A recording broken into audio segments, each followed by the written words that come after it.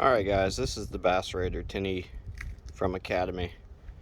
I've done a bunch of mods which I'm going to break down. You guys seen it with the lights on, and then I'm going to walk around and show you guys how I've done every mod to this vessel.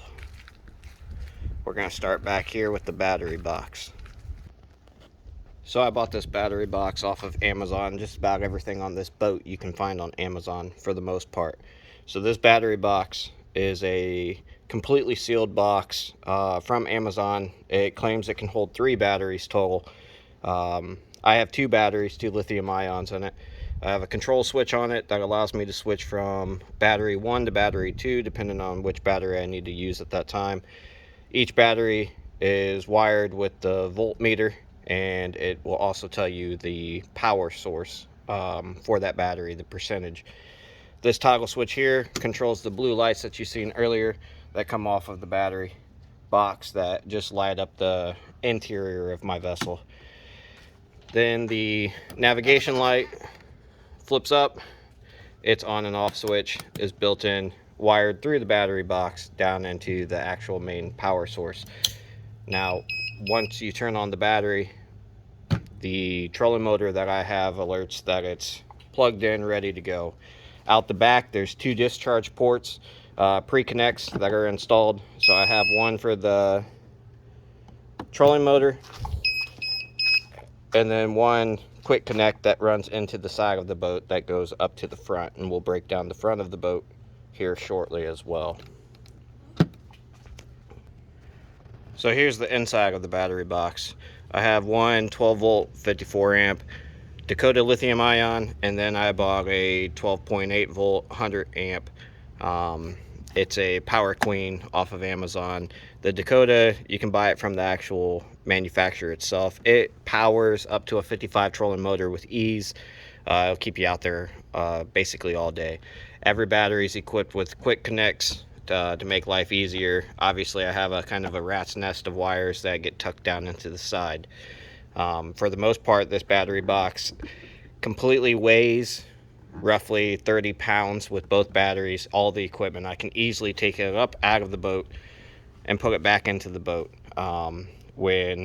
if I was to put it in the bed of my truck. Now I have a trailer, so typically I don't need to do the bed of the truck unless I'm going somewhere where it doesn't actually have the capabilities of getting a trailer back in there.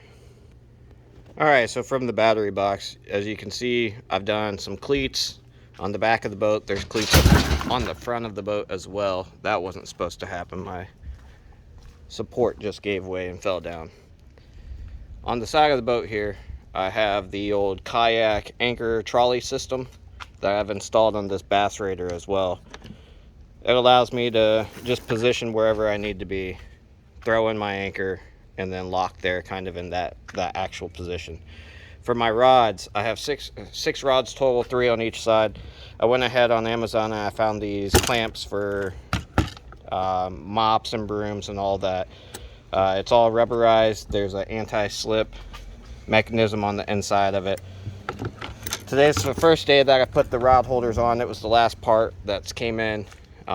They seem to work well. I'll know more later on. I have the actual rod bungee strap that goes to the inside of the boat and secures it down for travel purposes. I have rod holders on each side of the boat for when I'm actually fishing, if I need to hook a new lure up, whatever the case may be. Moving up to the front, I have the deep wells, or it's a live well. It's not really a deep well. It's a live well from Amazon. It collapses. You fill it with water from the lake, throw your fish in there, and it's nice and easy to go. You can actually use an aerator pump as well.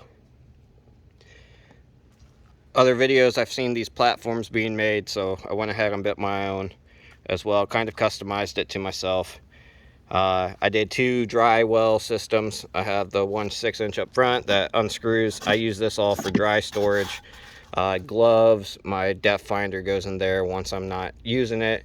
The other storage I actually use as a cooler. I carry my cans of drink with me with some ice packs. Keeps it kind of tucked out of the way, minimizes the space. And then I just screwed down a fish measuring device, ruler, stick, whatever you want to call it, I mounted a Railblaze system fish holder on the actual platform itself as well.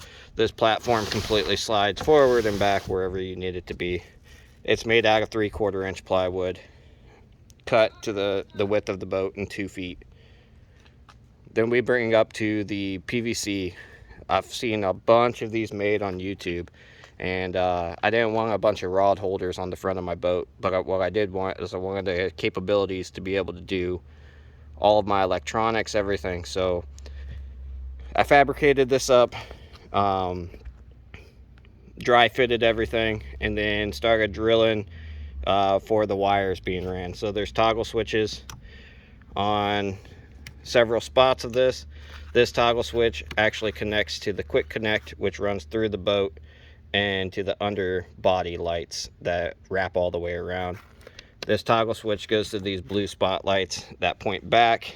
You can spin them to wherever you need to go. If you're fishing and you want to see out on the water more, you can. I use them to kind of light up the inside of my boat as well at night. Toggle switch up here is navigation lights, just turn on and off. This toggle switch controls the spotlights on the front. Now these are white spotlights. I know they look blue because there's a blue tint, but at night it lights up white. The blue just kind of dampers it a little bit so that it allows me to not have so many bugs around me. The fish finder, depth finder, quick connect, power source right to the side for easy removal. It has little hooks on the PVC pipe to allow me to easily take it on and off and then put it into storage. From there, I just ran the wires, kind of tightened them up, and brought them over to the side mounted transducer.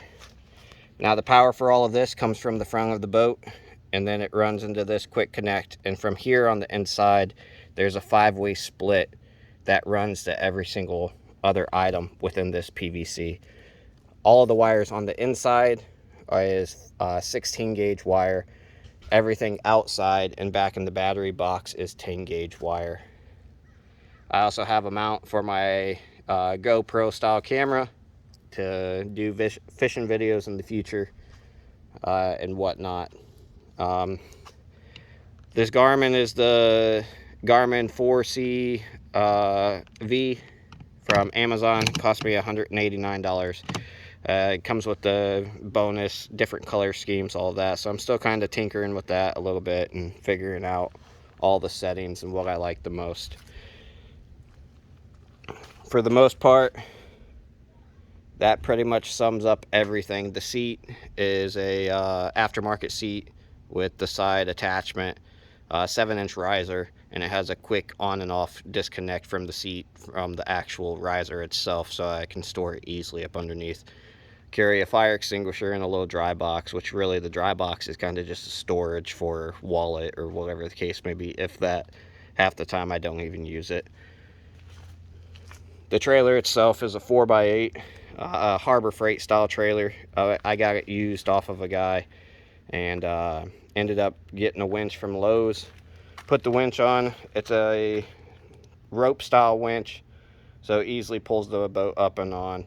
The little box there is the battery box. It's an ammo box from Harbor Freight, and then I wired a battery into it and ran the wires through.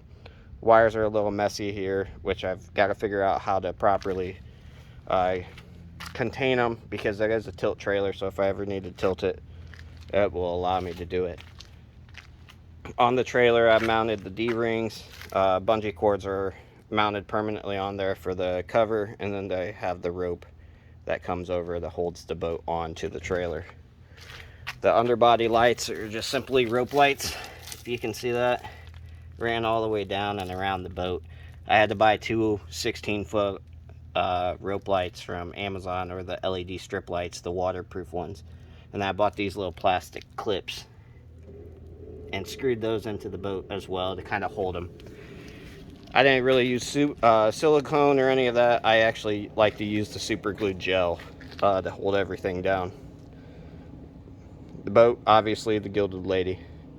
I'm sure some of you might figure out where that's from, maybe, but it's one of the best movies of all time, so I ended up naming my boat that as well. Other than that, if you have any questions about the boat or any of these mods that I've done, if you want me to go farther into these mods, just let me know. Leave a comment, whatever the case may be, and I'll kind of break down the mods even more for you. Thanks for watching.